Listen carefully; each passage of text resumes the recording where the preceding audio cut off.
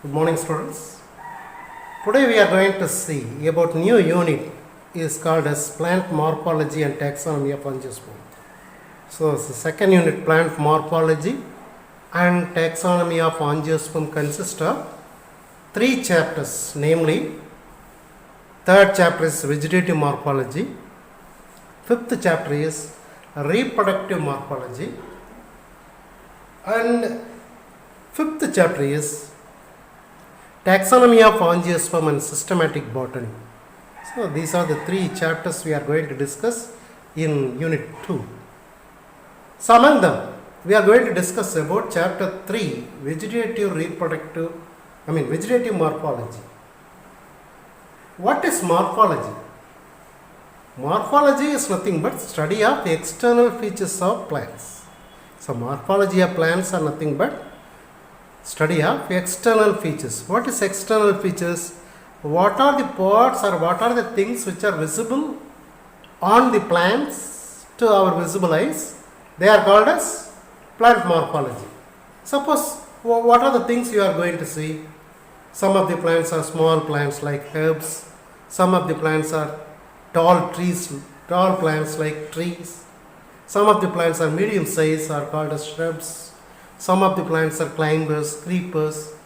So these are all morphology. The morphology also deals with the parts of the plant as well. What are the parts of the plants are there? So root, stem, leaves, flowers. These are all will be called as parts of flower. So the plant morphology is nothing but the study of plants and their parts. The details we shall see now. One by one we shall see. So now you might understand about what are the things we are going to study in this chapter. So each and every parts of the plant we are going to discuss in detail. Suppose if you want to see about root, whether it is taproot system or fibrous root system, what are the different types of root modifications, what are the real functions of root, how they are modified, how they are adapted. Similarly, stems, leaves, flowers, fruits, everything, how they can modify themselves, what are the shapes, what are the size. These are all the things we are going to study in this vegetative morphology. So the study of various external features of the organism is known as morphology, as I said just now. So the plant morphology is also known as external morphology, that deals with the study of shape, size and structure of plants and their parts as well. And their parts means roots, stems, leaves, flowers, fruits and seeds. The study of morphology is important in taxonomy. Morphological features are important in determining the productivity of crops as well. Morphological characters are indicated the specific habitat of living as well as the fossil plants, and helps to correlate the distribution in space and time of fossil plants.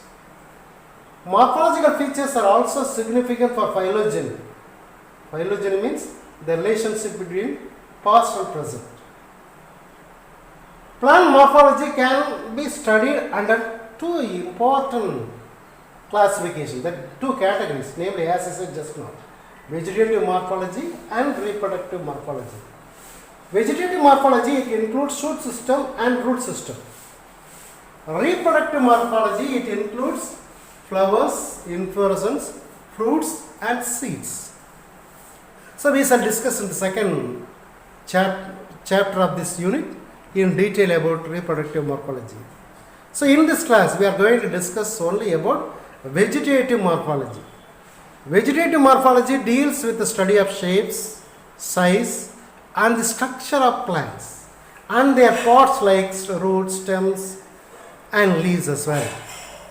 To understand the vegetative morphology, some important parts or important components are to be studied. They are habitat, lifespan. What is habit? Habit is nothing but usually the behavior or nature of the plants. Habitat means the place in which the organism or the plants which is live.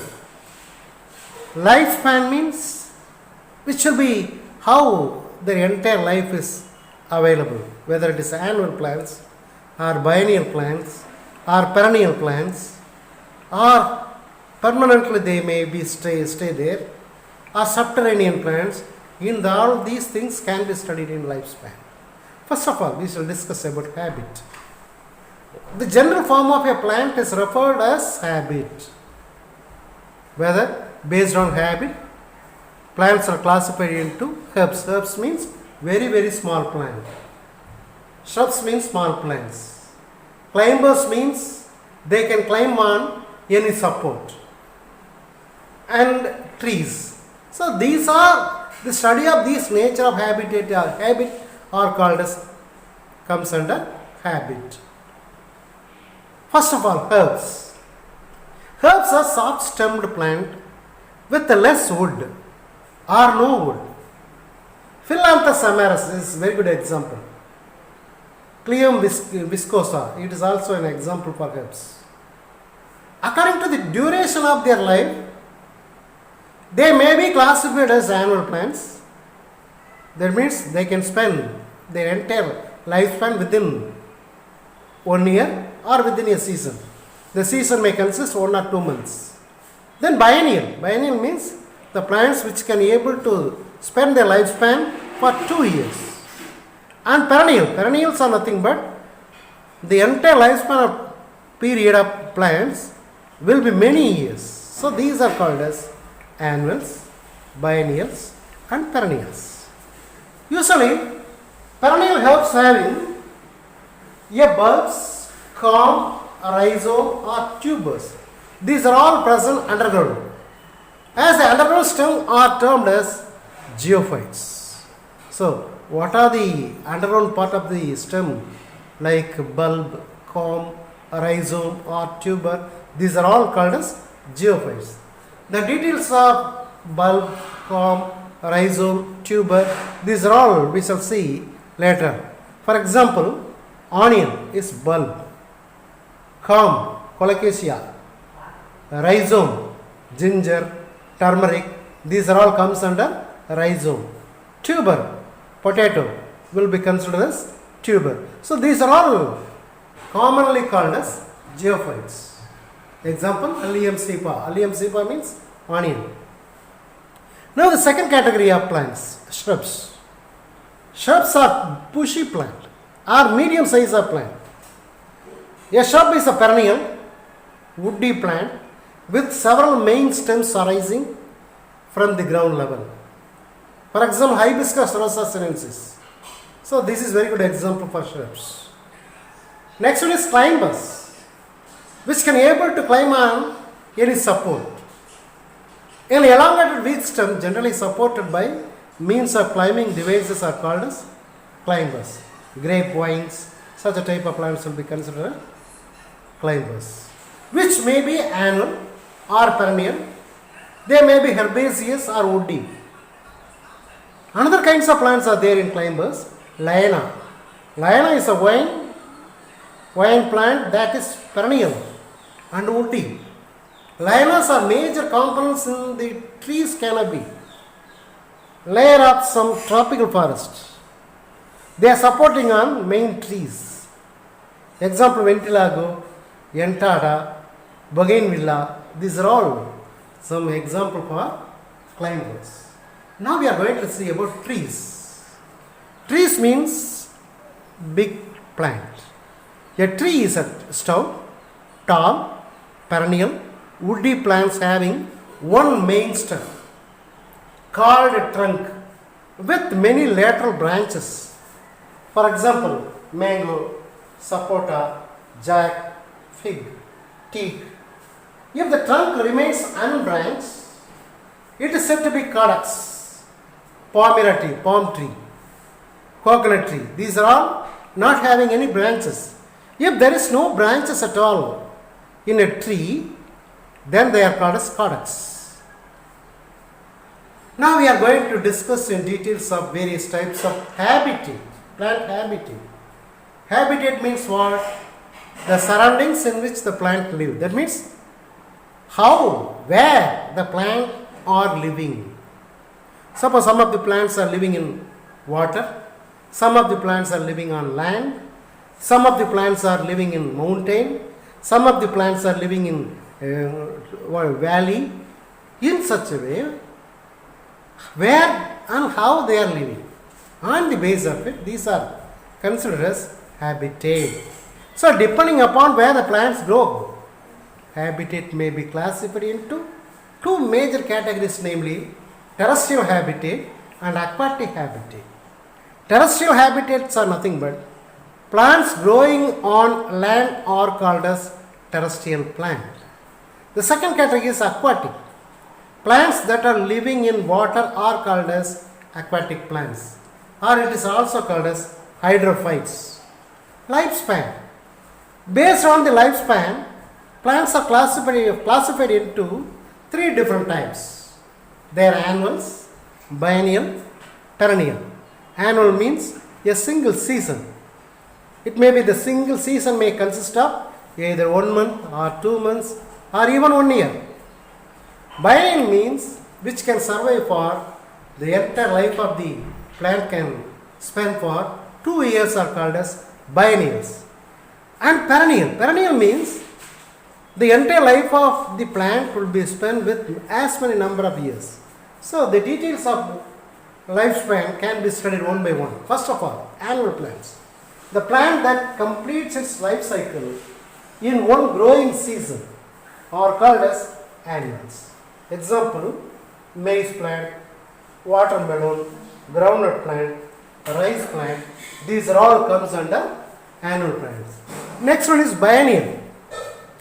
The plant that is lived for 2 seasons are growing vegetatively during the first season and flowering and fruiting during the second season are considered as biennial. For example, carrot, radish, cabbage, these are all will be considered as biennial. The third one is perennials. Perennials are nothing but the plant that grows for many years, that flowers and set fruits for several seasons during the lifespan. When they bear fruits every year, they are called as polycarpic perennial. For example, mango, sapota, these are all can able to yield as many number of years to produce fruits and flowers. Some plants produce the flowers and fruits only once and die after a vegetative growth of several years. These plants are called monocarpic perennial. For example, bambusa, agave, musa, these are all considered as monocarpic perennial. You might have seen that. Musa means banana plant. If you say banana plant, they can yield only one fruit per life cycle. One fruit means one inflorescence of fruit. After giving one inflorescence, we have to cut the plant, entire plant, because their life is only one, they can yield only one time of the fruit. The second will be formed perennation by underground rhizome. So the rhizome can able to produce another plant. So from this, once again, they can able to produce a single fruiting. So these are called as monocarpic perennial. Now we are going to discuss about parts of flowering plant. As you know very well, actually this lesson will be very easy to understand for you because it is very familiar to you. So wherever you can go, around your house or on the roadside or in our garden, you used to meet or view many types of plants. So moreover, you might know about the parts of the plant as well. That's why this lesson might be very easy for you. Flowering plants are called angiosperm or magnoliophytes. So all the flowering plants comes under angiosperm or magnoliophytes. They are sporophytes. Sporophytes means they are having diploid stage of plants. That means After the fusion of male and female gamete, they will become to form zygote. From the zygote, the entire life will be spent. So these type will be considered as sporophyte, consisting of an axis with an underground root system and an aerial shoot system. So every plant or sporophytic plant which are having root system and shoot system. The shoot system has stem, branches and leaves. The root system consists of root and its lateral branches. Look at the picture. So this picture will be shows you various parts of the plant. So the yellow color part which is showing root system, the white color part which is showing shoot system. The root system is consist of, this is primary root, these are secondary root. From the primary root, these various branches may be arises. These are called secondary roots. From the secondary roots, further branches may be arises. These are tertiary roots and so on. So these are all entirely consist of root system. Then if you see the shoot system, it consists of shoot, stem, leaves, buds, flower, and all these parts will be considered shoot system. Now the details of each and every parts, both shoot system as well as root system, we shall discuss in detail. First of all, root system. The root is a non-green. They will not be green in color, and moreover they might not have chloroplast. Cylindrical descending axis of the plant. Descending axis means they are moving towards the earth. They are not moving towards the sun. They are moving towards the earth. That is descending axis of the plant that usually grows into the soil. Positively geotrophic. Geo means earth. Trophic means moving towards. So if the root is moving towards earth, this is called as positively geotrophic. So root system is positively geotrophic. It develops from a radicle. So if you see a very early part of the plant, that will be having two parts, namely radicle and plumule. The radicle develop into root system, and the plumule will be developed into shoot system. This is very easy to understand. We can take a seed. Suppose groundnut seed you can take. If you see the groundnut seed, there is a point like part will be there. That point is called radicle. Then what is plumule? The radicle will develop into root later on. Then what is shoot? What is plumule? Just to open the seed. Two cotyledon will be there. In between two cotyledon, a minute yellow or white color part, a small plant like part might be there. Hereafter you can check it. What are the seeds you are going to see? Just to open it and see the witness. Then we can able to understand a lot of things. So in between the cotyledon, in the axis, there is a small plant like part is there. That is called plumule. So the radicle will develop into root system, and the plumule will be developed into root system. So now, as I said just now, radicle. It develops from the radicle, which is the root system is developed from the radicle, which is the first structure that comes out when a seed is placed in the soil. Suppose if you want to keep a seed on the soil, they can germinate. So during the germination, the first part emerges out is radicle.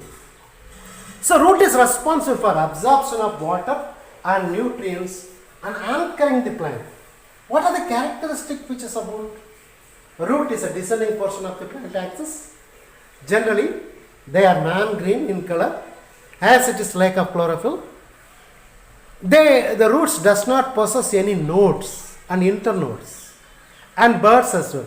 But these three parts will be present in shoot system. The root system do not possess nodes, internodes and buds. Exception in sweet potato. In sweet potato, buds will be there, nodes will be there, internodes will be there. Members of rootaceae, root bears buds, which helps in vegetative propagation.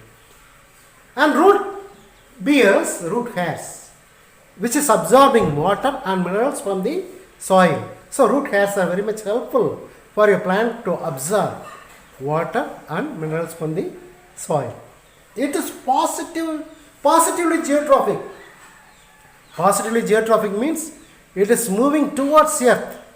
And negatively phototropic, it is being against the sunlight. It is moving towards against the sunlight. So this is called as negatively phototropic. That's all about various characteristic features of root. Now we are going to see about regions of root. What are the various types of regions? It's very important. They may ask 5 mark questions as well. So you should understand the diagram. Then we can enter into the parts. Regions of roots. The regions of roots is consist of here at the tip regions of cell division. Just below it, root cap. Just above the regions of cell division, regions of cell elongation. Just above the regions of cell elongation, regions of cell maturation.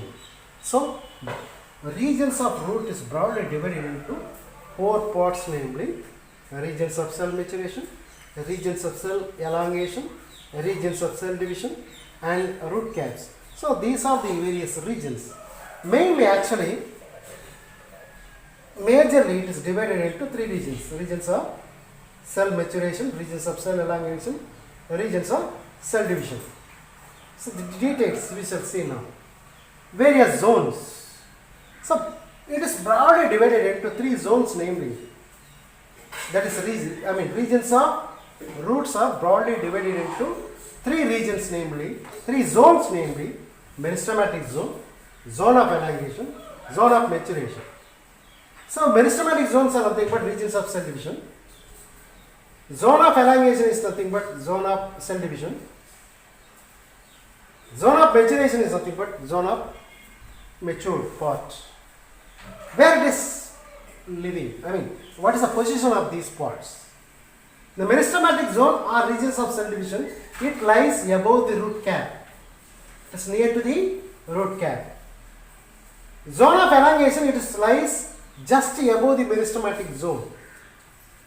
So, just above the meristematic zone, at the bottom root cap, above the root cap, meristematic zone, above the meristematic zone, zone of elongation.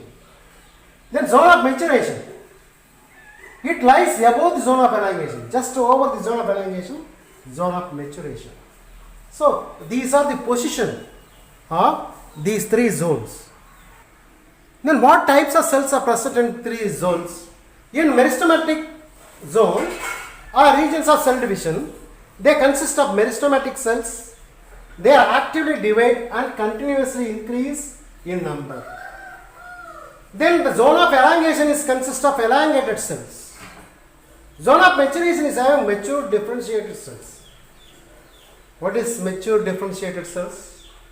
If the meristematic cells are completely differentiated, they will become either simple tissue or complex tissue, like the parenchyma, collenchyma, sclerenchyma. Similarly, xylem and phloem. Such a type of mature differentiated cells will be there in zone of maturation. But in meristematic cells, undifferentiated mass of cells might be there. So, what is the function of meristematic zone? This main growing tips of the root. So, the growing part of the root is meristematic zone. Then what is zone of elongation? What is the function of zone of elongation? The cell increase the length and cause enlargement of root due to the zone of elongation. Now what is the function of maturation? Main function of root is depending upon the zone of maturation. The cells differentiate into various tissues like epidermis, cortex and vascular bundles. It also produces root hairs, which absorbs water and minerals from the soil. So this is the main part. Root tips covered by a dome-shaped structure made of parenchymatous cells called root cap. This root cap helps to penetrate the soil for growing. It protects the meristematic cells in the apex. In pandanus, the multiple root cap is present. So usually a single root cap is present in every plant, but in some of the plant like pandanus, multiple root cap is present. In pistia, instead of root cap, root pocket is present. a few millimeters above the root cap, the three distinct zones have been classified based on their meristematic activity. They are already we discussed: meristematic zone, zone of elongation, zone of maturation. Now we are going to discuss in details of two different types of root systems called taproot system and fibrous root system. So from the radical, a single main root is formed. From the single main root, it is called as, taproot. From this, various branches may be arises. This is fibrous root system. In fibrous root system, radical is not permanent. It is ephemeris. After a certain period, these radicals disappear, remaining they may be formed like a fiber-like roots. This is may be called as fibrous root system. Usually, the fibrous root system or adventitious root system may be arises other than radical as well. So, the details we shall discuss later on. First of all, we shall discuss in detail about taproot system. The primary root is direct prolongation. It's a direct prolongation of the radical. So, from the radical, the root may be arises. So, this is may be called as taproot system. Most of the dicot, almost all the dicots are having taproot system. Almost all monocots are having fibrous root system. When the primary roots persist and continues to grow as in dicot level, it forms the main root of the plant and it is also called as taproot. Taproot produces lateral roots that further branches into finer roots. Lateral roots along with the branches together called as secondary roots. Now we shall discuss about adventitious root system. The root developing from any part of the plant other than radical is called as adventitious root. So, if the root might not be formed from radical, if it is formed from radical, that is taproot system. The root developing any part of the plant other than radical will be called as adventitious root. It may develop from the base of the stem or nodes or even from internodes. For example, Monstera deliciosa, Piper nigrum. Not only this, almost all the monocots will be very good example for adventitious root system. In most of the monocots, the primary roots of seeding is short-lived. The primary roots is nothing but radical. The radical is very short-lived. And lateral roots arises from the various regions of the plant body. These are bunch of thread-like roots nearly equal in size, which are collectively called as fibrous root system. Generally found in grasses, almost all monocots. For example, Oryza sativa, Eleusine coracana. Eleusine coracana means these are ragi. Oryza sativa means paddy plant. So these are very good example for adventitious root system or fibrous root system. Now, what are the functions of roots? Root performs two kinds of functions, namely primary function and secondary function. What is the primary function of root? Main primary function of root is absorb water and minerals from the soil. This is one. Second primary function is it helps to anchorage a plant firmly in the soil. Roots only helping the plant to fix on the soil. Without root, they cannot able to live on or survive on land. So, because of the anchorage nature of the root, plant can withstand. What are the secondary functions of root? In some plants, root perform additional functions. These are called as secondary function. To perform additional functions, structure of roots can be able to modify. How they can be able to modify? Some of the roots are storing in function. Some of the roots are breathing in function. Some of the roots are mechanical support in function. Some of the roots are epiphytic or foliar or sucking roots. Even photosynthetic roots are also there. These are additional functions. So these are called as secondary function. In order to do the secondary function, roots are trying to modify its shapes and size. So this is called as modification of roots. The modification of roots are broadly divided into two types, namely taproot modifications and adventitious root modifications. Taproot modifications can be most probably it is done in dicot plant.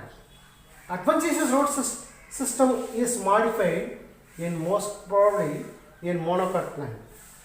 But if you see, the taproot system is modified in the form of storage. So this is storage in function. That means, so usually the shoot system usually store the food material in the form of fruit or seed. But some of the plant, during photosynthesis, they can prepare the food material. This food material will be stored in root. These are called as storage in function. These are broadly divided into conical form, fusiform, napiform. So these can be studied. These are all using as vegetable. Some of the roots can be breathed. So these are called as breathing root. So this is also secondary functions. For the sake of secondary function of breathing, the roots are making different modifications. The changes in the structure. This is called modification. Then if you say adventitious root modification, these are broadly divided into three types, namely storage in function, mechanical support in function, vital function. Storage means, already you know that, the food materials will be stored. Further, it is divided into 5 different types, namely tuberous roots, fasciculated roots, nodulous root, moniliform roots, annulated roots. This mechanical support in function. What is mechanical support? The main root is usually supporting the plant for withstanding. Apart from this, some of the root which can be able to help to support, like probe root, stilt root, climbing root, but buttress root. So these are mechanical supporting function. So diagrammatically I shall explain, you will understand still clearly about various kinds of modification, root modification. Then vital function. Vital function means very important function. Usually this is very important function for the plant. But this is not the function of root. This is root of some other parts of the plant. But that function is done by root. So that is vital functions of root. Epiphytic. Epiphytic means plant. Epi means on. The root is living on other. Is called as epiphytic root. Foliar root. Leaf-like root.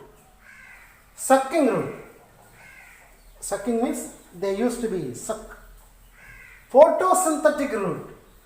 So usually leaves are doing photosynthesis. But some of the plants are having chloroplast which is consist on the root, which may producing food material. Such a type of roots are called as photosynthetic root. The details we shall discuss in detail. Taproot modification, first of all. Among them, storage and function. These are again further divided into 3 different forms, as I said. They are conical form, fusiform, napiform. So carrot is a conical form, roughly conical in shape. It is broad on the top, narrow at the bottom. So these are called as conical form. So they are storing food material inside. In example, carrot, Bacchus carota. Fusiform, radish. They are broad in the middle, tapered at the both ends. That means narrow at the both ends. Radish is very good example. These are called as fusiform. So this is napiform. top-like structure, pambaram. It is looking like top-like structure. It is broad at the top, suddenly narrow at the another end. So these are all. This is a beetroot. This is a very good example for nappy form. One by one we can see. Conical root. These are cone-like structure, broad at the base and gradually tapering. Tapering means pointed. Tapering towards the apex. Example, Daucus carota, carrot. Next one is fusiform. These roots are swollen in the middle. These roots are swollen in the middle.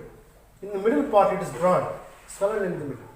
And tapered towards both the ends. And in the middle and tapering towards both the ends. Example, Raphanus sativus. The third type of root is napiform. It is very broad at the apex and suddenly tapered like a tail at the base, like a top. Pambaram madri irukradanaala adu napiform. Beta vulgaris. Beta vulgaris means beetroot. So next we are going to see about another functional or vital role, that is called breathing root. Breathing root means what? See here, this is mangrove plants. Mangrove plants like Abyssinia, these plants, they used to be survive in salty water. They used to grow in salty water. Usually, the dissolution capacity of oxygen in salty water is very, very meager. So hence, the roots might not have oxygen for breathing. So in such occasion, there is a specialized roots are formed from normal root. These are emerging out from the soil. These are towards the phototrophic. It is not geotrophic. And moreover, so this is a root. This is the original root. From this root, there is a point like root maybe arises. These are called as breathing roots. So in almost all mangrove plants are having this type of breathing roots. These are having a minute pore-like structure. This is called nematophore. Through this nematophore they can breathe. They can take oxygen. Such a type of modification is called breathing root. Some mangrove plants like Abyssinia, Rhizopora, Bruguera develop their special kinds of roots, negatively geotrophic. They are moving towards sunlight for respiration because the soil becomes saturated with water and salt. And aeration is very poor. They have a number of breathing pores called nematophores for exchange of gases. These are called as breathing roots. Now we are going to see adventitious root modification. Among them, first one is storage. Tuberous roots, Ipomea patatus, sugar beet, Sakkarvalli kalangi, keliputtu. So these are called as Ipomea patatus. They can able to store the food material. They are not taproot. These are adventitious roots. Each and every adventitious roots are storing food material. These roots swollen without any definite shape, irregular shape they used to be. Tuberous roots are produced singly and not in cluster. That is Ipomea patatus. Then fasciculated roots. Fasciculated roots are bunch of roots may be formed. In Dahlia, they are having a bunch of fibrous roots. Everyone develop into a new storing food material. These roots are clustered from the base of stem. Dahlia, asparagus. Then nodulus. Nodulus roots, in these types of roots, a swelling occur only near to the tip. Example, Maranta, arrowroot, Curcuma amada. Curcuma means manjal. mango ginger, curcuma longa, turmeric. So these are all example for what do you call it? This is a special type of modification. Then molliform or beaded roots. These roots swell at a frequent interval, giving them a beaded appearance. Example: Vitis, portulaca, mamadica. Then annulated roots. These roots have a series of ring-like swelling on the surface of regular interval, forming like a ring. Psychotria is a very good example. Next modifications of fibrous roots is mechanical support. Mechanical support, how? Apart from main roots, how they are supporting from the other side. Prop root is very good example for mechanical support. You might have seen banyan tree. If you see banyan tree, number of fibrous roots may be arises in the branches. They may be developed to support. These roots are called as prop root or pillar roots. These roots grow vertically downwards from the lateral branches into the soil. Ficus bengalensis, banyan tree, Indian rubber plant. So this is Ficus bengalensis. So these are called as prop root. Then stilt root in sugarcane, maize, sorghum.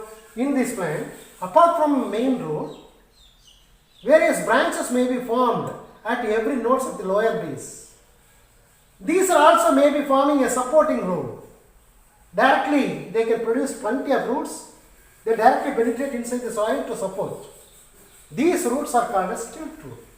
In sugarcane, maize, sorghum, these plants are having this type of roots.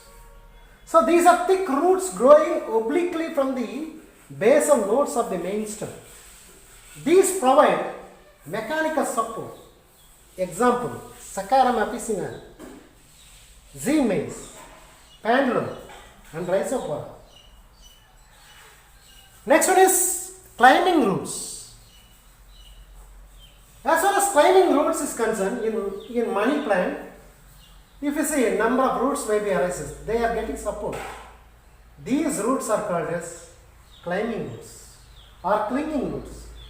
So these roots are produced from the nodes of the stem. For each and every nodes, at the top leaves may be arises, at the bottom they can produce as supporting roots to support and helping in climbing.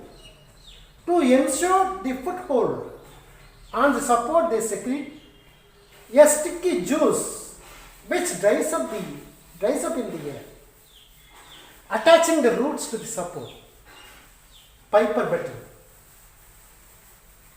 Piper betel means Petalakudi, money plant. Even Piper nigrum, that is also very good example for climbing roots. Next one is called buttress root. In certain trees like Bombox malabarica, Ilavam panjan plant, have you seen? In certain trees, broad blank like outgrowth. ஒரு பலகை மாதிரி சைடில் இருக்கும். A blank like outgrowth developed towards the basal or around the trunk. So this is such a type of ஒரு சைடில் பலகை மாதிரி blank மாதிரி. This nature of root support is called as buttress root support. They grow obliquely downwards and give support to huge trunk of trees. This is an adaptation for a tall rainforest trees. Example: Bombox zeba, red silk cotton trees; Zeba bendatara, white silk cotton trees; Delonix regia, Bombox. These are all very good example. Next one we are going to see about vitelline function. Epiphytic or velamen root. What is epiphytic? Epi means on, phytic means a plant. A plant is living on another plant is called epiphytic. Vanda plant is very good example.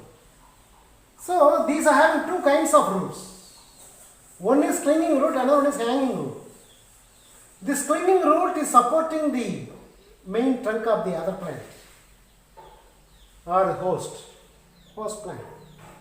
The second root is very important. This is called hanging root. Inside the hanging root, which is made up of a soft spongy tissue which are present inside, a green color, a spongy tissue which are present inside the hanging roots are called as velamen tissue. These spongy or soft root which are hanging in the air, which is absorbing moisture from the air, which are absorbing rainwater from the rain. So for this purpose, the specialized root is formed. This type of root is called epiphytic root or velamen root or hanging root. These are present in epiphytes like vanda. Next one is called foliar roots. Foliar root means, you might have seen about bryophyllum, Cattipotal cuttipod. So in these leaves, there is a notches which is present on the margin. Each and every notches, they can able to produce a small bud. At the bottom, each and every one can able to produce roots. So, roots may be arises on the leaf are called as foliar roots. What do you call? Foliar roots. So, next one is called sucking roots or haustorial roots. What is sucking roots or haustorial roots? So some of the parasitic plant like Cuscuta. So this is host, the green color part is host plant. This yellow color plant is Cuscuta. Cuscuta is also plant. The interesting thing is, in Cuscuta plant there is no chloroplast at all. They do not have chloroplast. If they do not have chloroplast, means they cannot be able to prepare their own food. So they can get the food from the supporting plant, that is host plant. The green color plant is being in the middle. They can give food for them. How? These parasitic plant, Cuscuta, will be vying over the host plant and producing a specialized root is called haustorial root. What is this haustorial root? These root may be penetrate inside the xylem and phloem. From the xylem they can obtain water and minerals. From the phloem they can obtain food material from the host plant. They can produce flowers, fruits and so on. But they do not have leaves. They do not have chloroplast. Such a type of plant will be getting the food from, getting the water and food from the host plant through a specialized roots called haustorial root. This type of modification is called sucking roots or haustorial roots. Next one is photosynthetic root. Some of the plant like Tinospora, original root will be there at the bottom. Apart from this, they are climbing over the host plant. Each and every node, they are producing a green color root. These green color roots are having chloroplasts. Apart from leaves, this root is also doing photosynthetic function. They are called as photosynthetic roots. So these are all vital functions which are done by plants. That's all about root system.